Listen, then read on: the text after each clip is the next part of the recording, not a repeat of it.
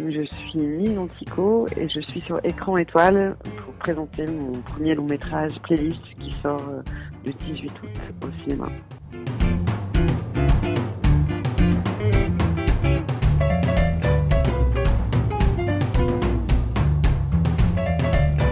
Tout d'abord, j'ai envie de parler du titre de votre film qui porte absolument bien son nom. Il y a énormément de références à la musique, à l'univers musical de manière générale. Il y a une bande originale qui dépote et qui donne beaucoup de sens à ce que vit l'héroïne de Sophie, que ce soit dans les sons entendus, par exemple dans le métro, ou les chants, ou la bande originale. J'imagine que c'est la raison pour laquelle vous avez donné ce titre à votre film.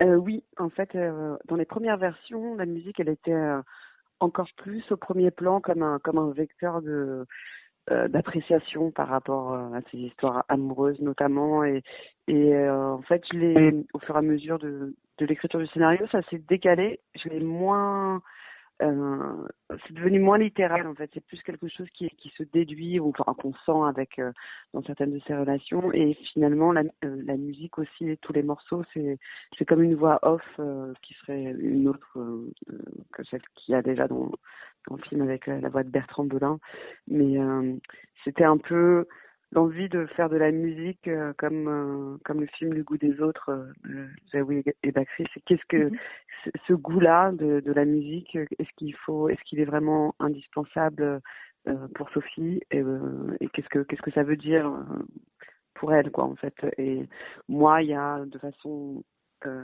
tacite le fait que c'est la musique, je trouve que c'est le premier vecteur d'émancipation pour se définir soi-même, et qui est en dehors de notre classe sociale, c'est à qui on veut appartenir.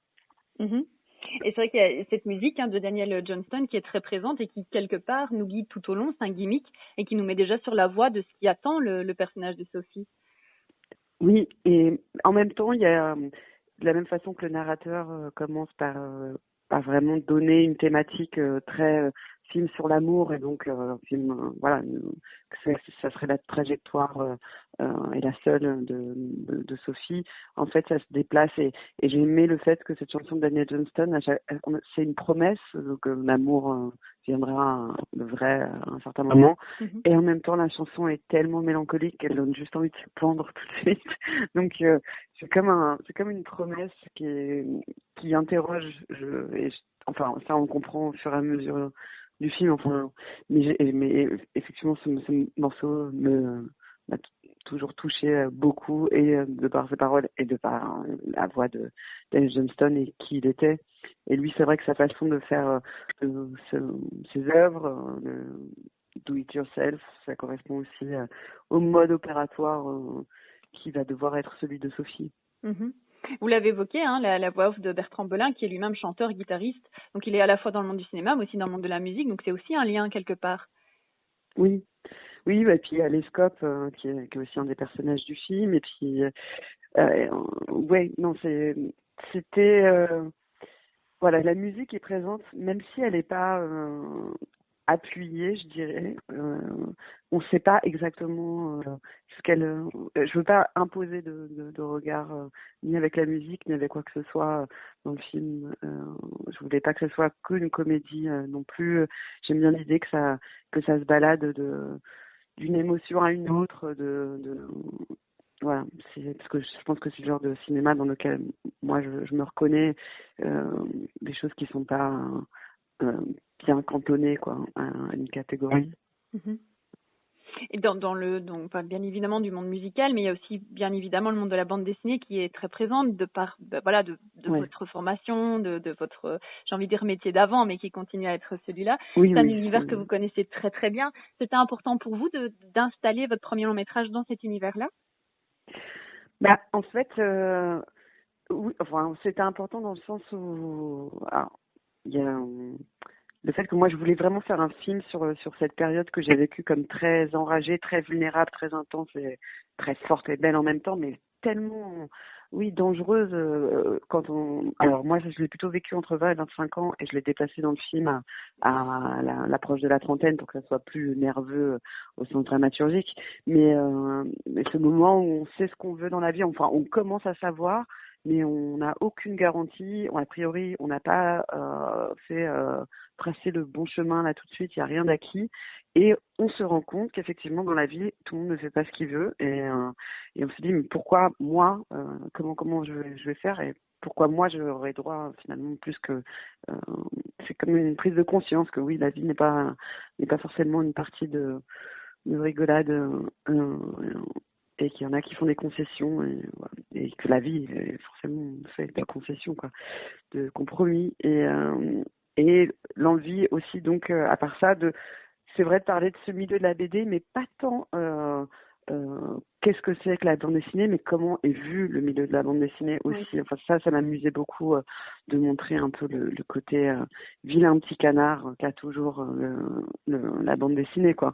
Et le côté, c'est vrai que je me suis régalée à faire la séquence dans le festival de bande dessinée, parce que en soi, c'est vraiment un exercice très laborieux, drôle, mais casse-gueule, quoi, que de dédicacer, d'être derrière un bureau, d'avoir des gens qui viennent euh, et qui ouvrent des livres et qui les referment peut-être. Enfin, c'est super ingrat, quoi, comme principe. Et puis on a cette obligation de dessin, comme si le dessin, parce que ça vient de l'enfance, on demande pas à un chanteur de chanter quand il est à une table, et il y a ce truc aussi, enfin bref, il y a tout un univers, mais finalement là, ce que je suis en train de dire, je le montre même pas dans le film, mais moi ça m'amusait pour plein de choses, mais vraiment ce côté un peu discriminé, quoi, de Oui. la bande dessinée.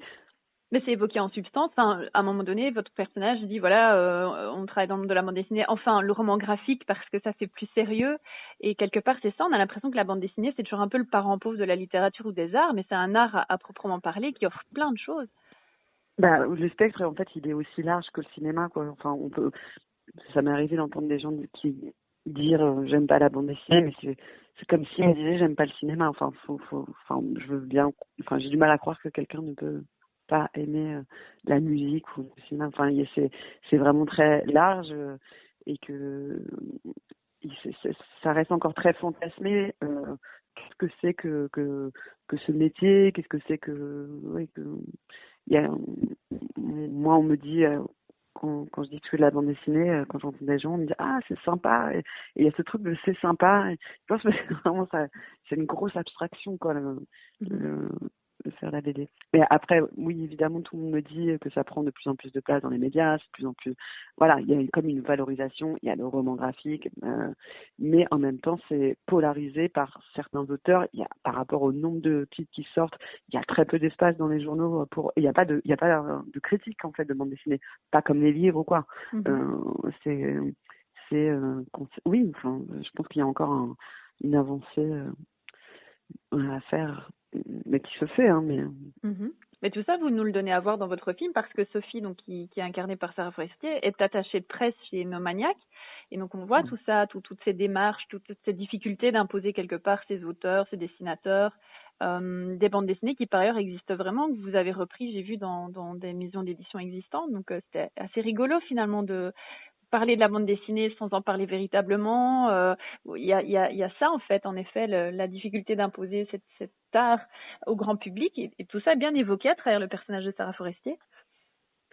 En fait, je voulais à la fois parler de ce milieu-là, mais que ça puisse être un autre aussi. Finalement, c'est-à-dire qu'il y ait suffisamment de petites que ça parle à la fois aux gens qui sont comme moi, qui appartiennent à ce milieu, mais que ça fasse pas non plus private joke, et qu'on puisse s'y retrouver. Enfin, finalement, vouloir s'immiscer dans un endroit où on n'est pas invité, ça aurait pu être la danse comme dans Francesa, ça aurait pu être la littérature, enfin n'importe quoi. Mais moi, en l'occurrence, voilà, ça m'a amusé effectivement aussi parce que c'est un milieu qui est rarement représenté. Il y a parfois dans les films des auteurs de BD, mais il n'y a jamais le milieu de l'édition, quoi.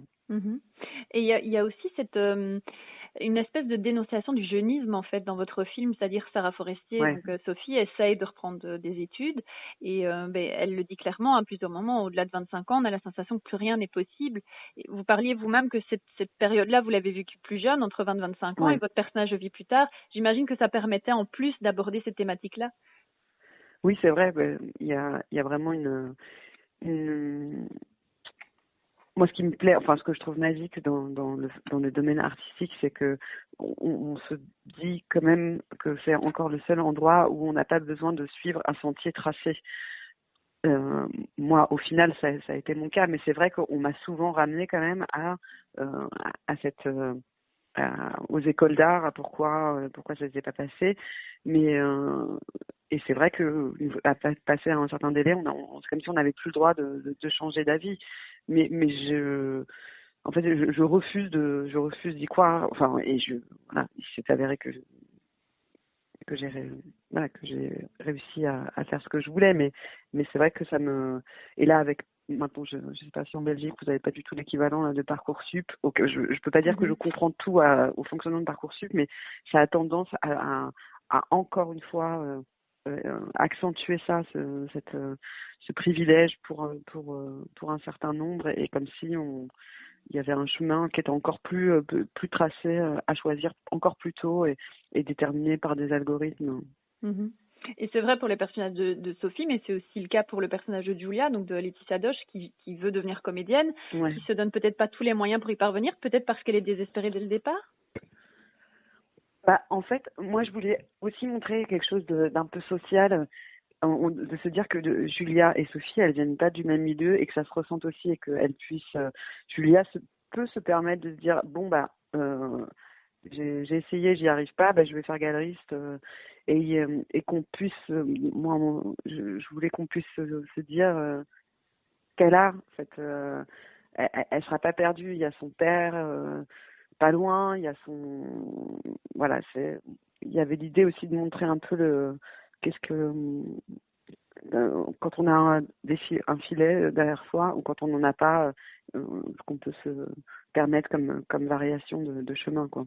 Mhm. Et justement, en parlant de filet, vous auriez très bien pu adapter une de vos œuvres de bande dessinée, et vous avez décidé de faire un scénario original, en plus en noir et blanc. C'est quand même audacieux finalement pour un premier long métrage. Ben, alors le noir et blanc, moi, j'ai l'impression que ça m'a simplifié la tâche pour rendre beau des images, de gommer des aspects qui l'auraient pas été. Et j'aime ça à la base, graphiquement. Enfin, je trouve que le noir et blanc fort. Donc voilà, c'était un choix à la fois pragmatique et esthétique. Et la volonté de pas adapter une BD, c'est que vraiment, je pense que je serais ravie, j'adorais qu'un réalisateur ou une réalisatrice s'empare d'un de mes livres, mais enfin, en étant allé au bout de quelque chose via une BD, je n'avais pas envie de relancer. Enfin voilà, j'avais épuisé, ouais, moi, mon envie. Ils sont venus me chercher, les producteurs, à la base, avec Girls Don't Cry, une BD que j'ai sortie en 2010. Et en plus, les personnages étaient jeunes. Enfin, c'est des personnages qui sont plus autour de 20 ans. Et moi, je savais que je voulais, que ça m'intéressait plus d'aller vers les personnages plus vieux aussi. Mhm. Votre film, il parle, vous l'avez dit, hein, de la difficulté d'accomplir ses rêves, ou en tout cas de se donner les moyens de le faire. Est-ce que vous avez l'impression, vous, d'avoir accompli tous vos rêves? Eh ben, je m'estime ultra heureuse, chanceuse aussi, parce que je pense que j'ai quand même, même si j'étais obstinée, etc., le fait est que j'avais pas une famille à entretenir, des petits frères et des petites sœurs à nourrir. Donc voilà, j'ai pu me permettre cette voie artistique. Voilà, tout le monde n'y a pas droit, quoi. Il y en a qui n'ont même pas, qui peuvent pas se poser la question. Donc mais oui, des fois, ça m'arrive de déambuler dans Saint-Michel, enfin à Paris, des fois de me retrouver dans le quartier par lequel j'ai connu Paris en venant de la banlieue, et de me rappeler, de me dire, oh, rappelle-toi quand tu avais 18 ans et que tu marchais là, et que tu allais chez Gilbert Joseph, et que tu voyais les étudiants passer avec leurs pochettes noires, et que tu te disais, waouh, est-ce que je vais y arriver, enfin, est-ce que je voulais en être, quoi, comme Patti Smith au CBGB, quoi, et me dire que oui, maintenant je gagne ma vie avec ça, que je fais mes livres, enfin, et que je me bataille plus quand j'ai une envie d'histoire pour trouver un éditeur, enfin, que c'est ouais, non, je suis vraiment super contente de, oui, je pense. Ah, ça m'empêche pas d'être stressée, d'avoir d'autres, des angoisses, etc., hein, mais ouais, j'ai l'impression d'avoir accompli mon rêve. Et est-ce qu'on peut dire que Playlist est un petit avant-goût du paradis? Je dirais que ouais, ça pourrait être Par rapport, vous dites ça de manière littérale par rapport à la BD Oui, c'est un petit croisement entre les ouais, deux, ouais. oui. Eh ben, oui, oui, oui, complètement. Enfin, ça pourrait être, enfin, il y a un caractère autobiographique. Alors, je préfère dire personnel dans mon film plutôt qu'autobiographique pour la BD Le Goût du paradis. Mais ouais, ça peut être une prolongation complètement de ce premier livre. En tout cas, merci beaucoup pour ce premier long métrage qui est donc disponible dans nos salles à partir de ce mercredi en avant-première aujourd'hui. Et j'espère vraiment pouvoir échanger sur un futur long métrage qui, à mon avis, doit probablement déjà un peu cogiter de votre côté. Oui, tout à fait. Ouais, oui, il y en a. Autant je veux continuer la bande dessinée, mais c'est vrai, j'ai envie de refaire un film. C'est super. En tout cas, merci beaucoup de m'avoir accordé ces quelques minutes. Merci beaucoup à vous. Et voilà, comme je vous l'ai dit, j'espère vraiment un deuxième opus parce que ça a été vraiment un vrai plaisir de découvrir votre univers cinématographique. Merci. Et je vais me plonger dans le reste, bien évidemment. C'est très gentil à vous de m'avoir accordé ce temps. C'est bon.